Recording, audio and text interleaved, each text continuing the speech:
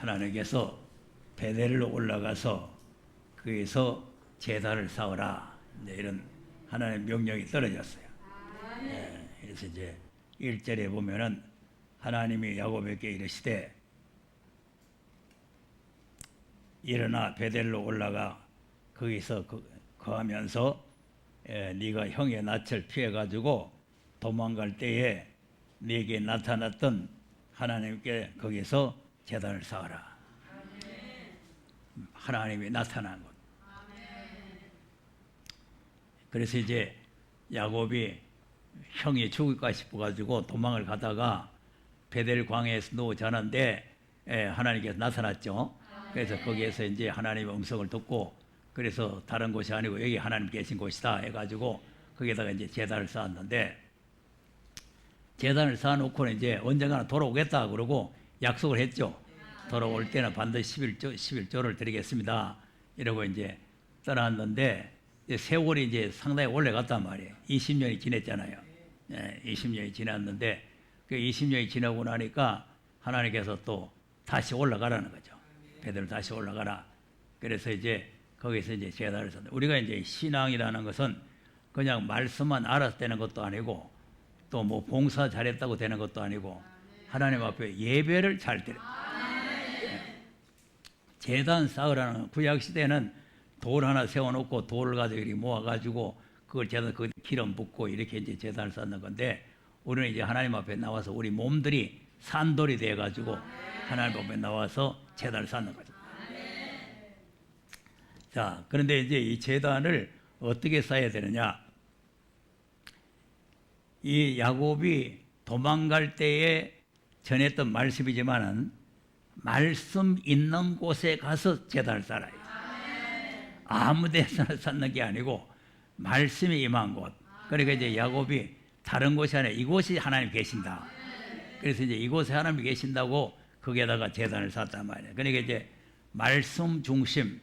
지금 우리는 이제 예수 중심이죠. 예수 중심. 그래서 이제 예수님을 중심을 해서 예수님이 계시는 곳, 예수님이 계신 곳. 그러니까 다시 말하면 예수님의 몸된 교회. 그래서 이제 하나님 앞에 나와서 우리가 예배를 드리는 거죠.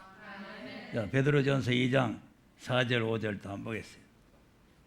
시작. 사람에게는 버림바가 되었으나 하나님께는 택하심을 입은 보배로운 산돌이신 예수에게 나와. 예수께 나오라 그랬죠. 아멘. 그러니까 이제 집에도 계시고 못에도 계시지만은 이름을 두신 곳으로 와야 된단 말이에요. 예수께 나와서 그다음 너희도 산돌같이 신령한 집으로 세워지고 예수 그리스도로 말미암아 하나님이 기쁘게 받으실 신령한 제사를 드릴 거룩한 제사장이 될지니라. 아멘. 그리고 이제 우리 예배는 시간만 때우고 가는 게 아니고 하나님이 기쁘게 받으실 제사를 드려야 된다. 그래서 우리가 이제 그 예수님이 계신 곳으로 나오라고 하는 거는 몸이 나와야 되겠죠. 그러니까 이제 보통 보면 그 나오라는 게 뭐 마음 나오라는 거지 뭐 몸 나오라는 거냐 또 이래요. 무릎 꿇으라 하는 게 뭐 마음의 무릎을 꿇으라는 거지 뭐 진짜 무릎 꿇으라는 거냐 또 이래요. 그게 전부 자기들 편리한 대로 생각하는 거예요. 자, 예수님이 직접 무릎 꿇고 기도하셨죠. 그러니까 이제 우리가 실제적으로 무릎을 꿇어야 돼. 마음의 무릎도 물론 꿇지만 실제적으로 무릎을 꿇어야 되네요. 그러니까 우리가 이제 마음의 무릎을 꿇고 실제적인 몸의 무릎을 꿇고, 근데 마음도 몸만 나왔으면 또 안 되겠죠. 마음도 같이 나와야 된다 말이에요. 그러니까 이제 몸과 마음이 일치가 돼야 된다. 하나가 돼. 그러니까 우리 몸이 하나님 앞에 나와야 돼. 왜 몸이 나와야 되냐? 이 몸도 하나님께서 피로 값주고 산 거예요. 그러니까 우리 몸이 아니고 하나님의 것이에요. 그러니까 이제 이 몸을 하나님을 위해서 쓰여져야 되는 거죠. 이 쓰여진 제1번이 하나님 앞에 예배 드리는 거죠. 오늘 이제 오후에 뭐 봉사에 대해서도 설명을 했지만, 봉사도 중요하지만은 봉사도 이제 몸이 있어야 봉사할 거 아니겠어요? 몸 없이는 봉사가 안 되죠. 그러니까 이제 봉사도 중요하지만 하나님 앞에 우리가 몸을 들여서 예배를 해야 된다. 로마서 12장 1절 한번 보세요. 시작. 그러므로 형제들아 내가 하나님의 모든 자비하심으로 너희를 권하노니 너희 몸을 하나님이 기뻐하시는 거룩한 산 제사로 드리라. 이는 너희의 드릴 영적 예배니라. 자, 몸으로 드리라고 아멘. 했죠. 예, 그러니까 내가 말하는 게 아니고 하나님께서 말씀하신 거예요. 그러니까 하나님께서 오늘 본문에도 내가 어디든지 있으니까 뭐 여기서 대수들이 어디든지 네 알아서 해라 이렇게 하면 되는데 베델로 올라가서 거기서 예배를 해라 이죠. 자, 그러니까 이제 우리가 이 말씀대로 우리가 준행을 잘 해야 되는 거죠. 네. 그러니까 이제 하나님 뭐 여기서 지금 만났잖아요. 이 야곱을 만나가지고 뭐 네 형을 도망갈 때 네 쌓았던 그 베델로 가서 막 이렇게 말씀하셨잖아요. 그리고 거기서 여기서 쉬어도 된다 이래야 되는데 베델로 가서 해라는 거예요. 그게 다 우리에게 영적 교훈이란 말이에요. 영적 교훈. 꼭 그게만 가야 되느냐 뭐 있다고 소리 하면은 그건 또 안 된단 말이에요. 그러니까 우리가 그 작은 불신적인 그런 말을 했던 걸 철저히 회개해야 되는 거예요. 뭐 거기만 뭐 하나님 계시냐 뭐 거기만 가야 되느냐 뭐 어쩌냐 이렇게 다 불신적인 하나님을 노엽게 하는 말이거든요. 예. 하나님은 거기에 가서 제사를 드리라는데 뭐 그게 꼭 가야 되느냐 뭐 이러면 그게 자기 위주로 믿는 거죠. 자기 생각으로 믿는 거죠. 가야 되는 거예요. 예. 그러니까 우리가 어떤 환경을 만나든지 어떤 경우를 만나든지 이 지금 그 뭡니까 다니엘이라든지 이런 사람들은 포로가 되어 있으니까 예루살렘에 못 가니까 그 있는 자리에서 예루살렘을 향해서 늘 기도했잖아요. 예. 그러니까 이제 갈 수 있는 환경이 됐는데 가지 않는다면은 이거는 불경이 되단 말이에요. 그러니까 우리가 하나님 앞에 나가서 예배를 드려야 된다 하는 것을 우리가 깨달아야 되는 거죠. 그리고 두 번째는 베델로 올라가라 그랬거든요. 내려가라는 거예요, 올라가는 거예요. 그래서 지금 우리 신앙은 올라가는 거예요. 올라가 독수리같이 저러죠. 그러니까 이제 영적으로 자꾸 이제 올라가야 돼요. 내려가면은 침륜에 빠집니다. 내려가면. 그러니까 우리가 영적으로 자꾸 신앙이 올라가야 되죠. 올라가기 때문에 그래서 이제 성경에 보면은 산 꼭대기로 올라가라는 거 아니에요. 자, 이사야서 2장 1절서 보세요. 시작. 아모스의 아들 이사야가 받은 바 유다와 예루살렘에 관한 말씀이라. 말일에 여호와의 전에 산이 모든 산 꼭대기에 굳게 설 것이요 모든 작은 산 위에 뛰어나리니 만방이 그리로 모여들 것이라. 예. 그러니까 아멘. 이제 산 꼭대기 제일 높은 산 꼭대기에 여호와의 전이 선다고 말이죠. 그러니까 많은 사람들이 그 산으로 올라가는 거. 그다음 많은 백성이 가며 이르기를 오라 우리가 여호와의 산에 오르며 야곱의 하나님의 전에 이르자. 그가 그 도로 우리에게 가르치실 것이라.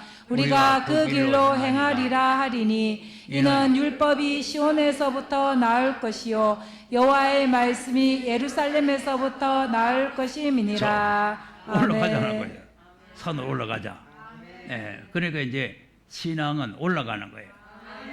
자, 이사야서 40장 9절 한번 시작. 아름다운 소식을 시온에 전하는 자여 너는 높은 산에 오르라. 아름다운 소식을 예루살렘에 전하는 자여 너는 힘써 소리를 높이라. 두려워 말고 소리를 높여 유다의 성읍들에 이르기를 너희 하나님을 보라 하라. 자, 아름다운 아멘. 소식을 전하는 자가 내려가는 거예요, 올라가는 거예요. 올라가는데 어디로 올라가는 거예요? 높은 산으로 올라가는 거예요. 산 꼭대기, 높은 산. 예, 그러니까 이제 이 영적인 신앙 생활이라는 거는 자꾸 올라가야 되는 거예요. 예, 그래서 이제 내려가면은 그것으로 끝나는 겁니다. 내려가면.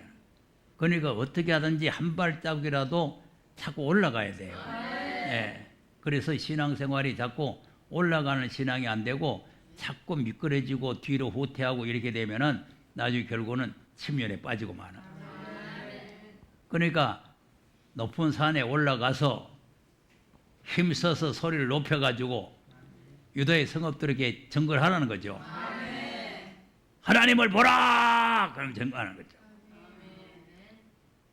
자, 어떤 하나님 보라. 그다음 보라 주 여호와께서 장차 강한 자로 임하실 것이요 친히 그 팔로 다스리실 것이라. 보라 상급이 그에게 있고 보응이 그 앞에 있으며. 네. 아멘.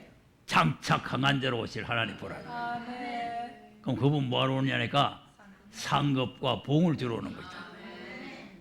그 상급 받을 사람은 좋겠지만 보응 받을 사람이 큰일이에요. 그래서 다시 오시는 예수님은 니나 내나 다 구원하러 오시는 분이 아니고 상 줄 자에게는 상 주고 보응 받을 자에게는 보응 주러 오는 거예요. 그러니까 우리는 근데 그 보응이라는 게 불신자들 보응하고 교회 얼쩡얼쩡 왔다 갔다 하면은 상 주고 그게 아니요. 우리가 서기에 보면은 상 받을 사람이 얼쩡얼쩡하고 받는 사람 아니잖아요.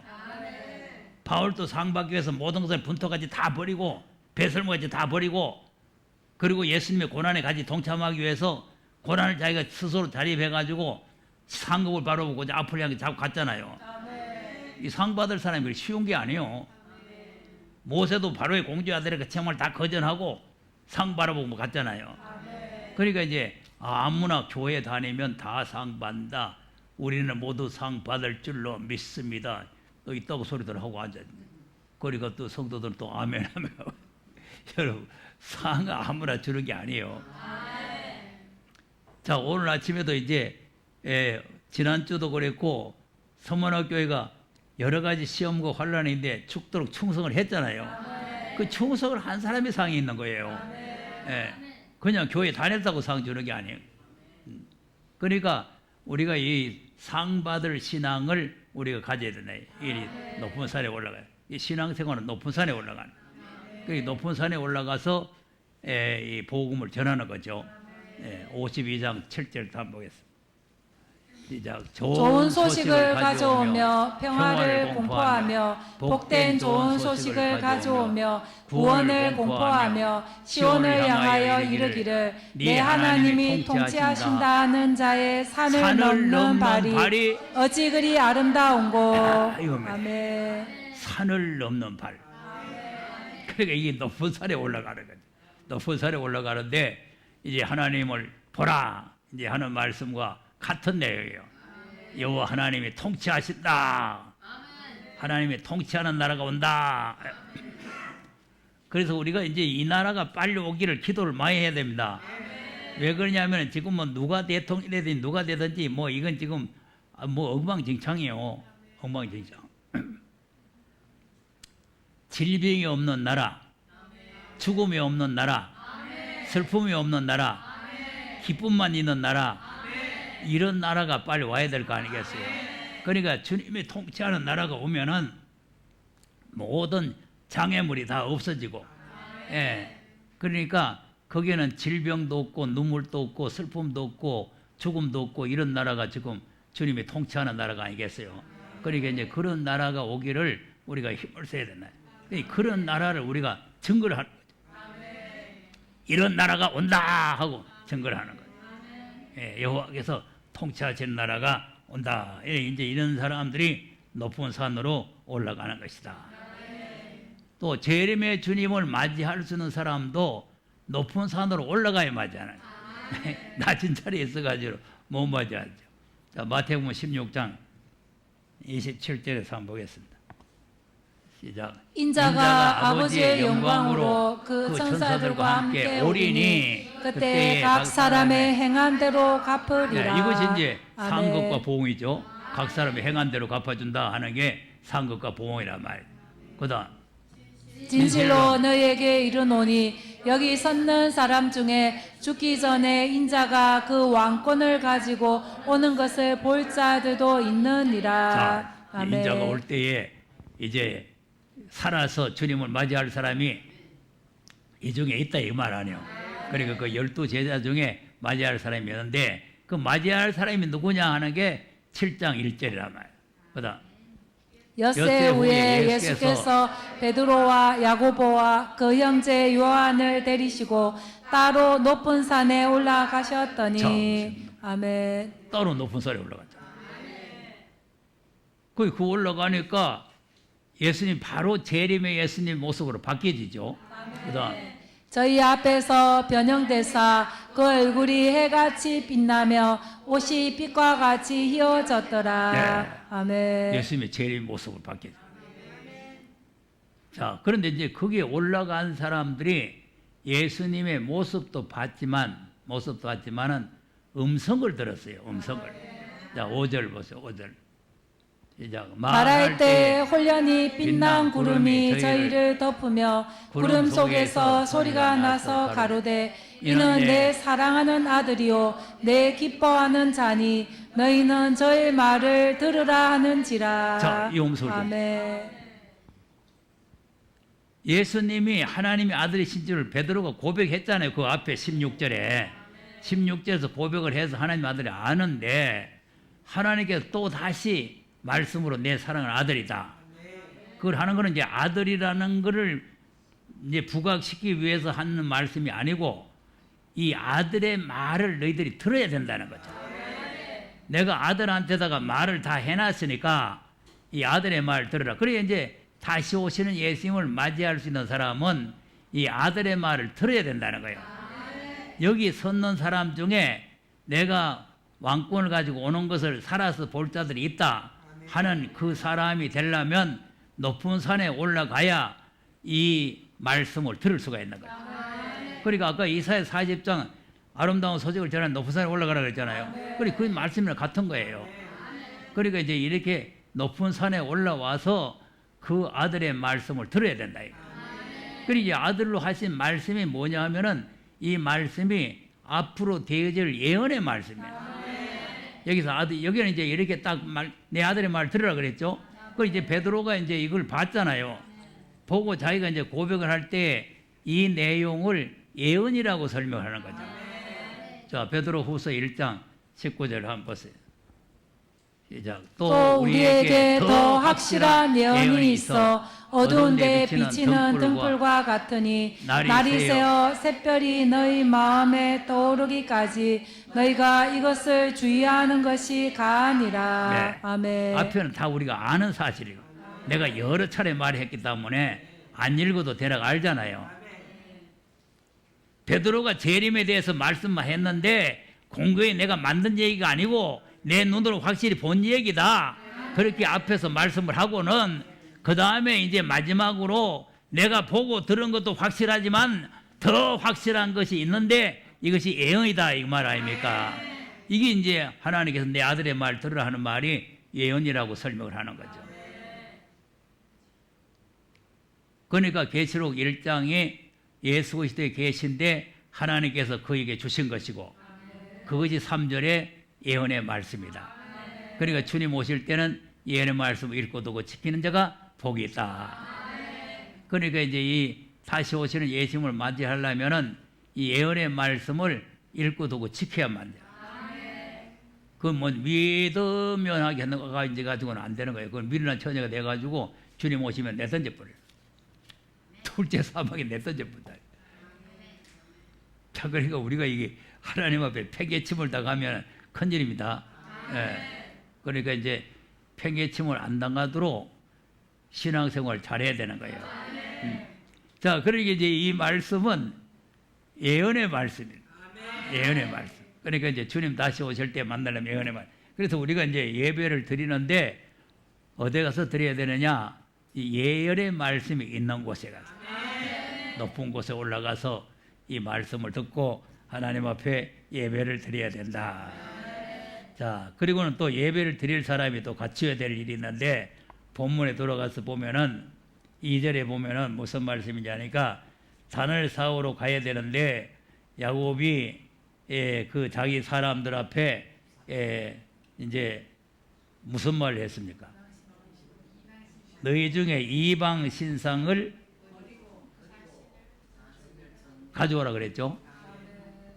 시작. 야곱이 이에 자기 집 사람과 자기와 함께한 모든 자에게 이르되 너희 중에 이방 신상을 버리고 자신을 정결케 하고 의복을 바꾸라. 네. 아멘. 왜 그러냐면 우리가 이제 베드로 올라가서 하나님 앞에 예배를 드려야 되니까 이방 신상을 다 버려야 된다. 그러니까 이제 하나님 앞에 예배 드리러 가는 사람은 말씀을 중심에서 가는데 이방 신을 버려야 된다. 우상을 버려야 돼. 우상을 버리고 예배를 드려야 되는 거예요. 그래서 이제 우상이라는 게 이제 뭐 이런 뭐 만들어 가지고 뭐 이제 신상을 만들어 가지고 하는 것도 우상이지만은 이 마음의 우상이라는 게 탐심입니다. 탐심. 네, 골로새 3장 5절 한번 보겠습니다. 시작. 그러므로 땅에 있는 지체를 죽이라. 곧 음란과 부정과 사욕과 악한 정욕과 탐심이니 탐심은 우상 숭배니라. 자, 탐심은 아멘. 우상. 그러니까 이제 예배 드리러 가는 사람이 이 5절에 있는 말씀처럼 모든 지체, 욕심 이런 걸 다 버려야 된다는 거죠. 음란과 부정과 사욕과 악한 정욕과 탐심 이런 걸 다 버려야 되는데 그 모든 잘못된 중에도 가장 큰 잘못이 뭐냐니까 탐심인데 탐심은 우상숭배다. 그래서 예수님께서도 이 탐심을 버리라고 해요. 누가복음 12장 15절 한번 보세요.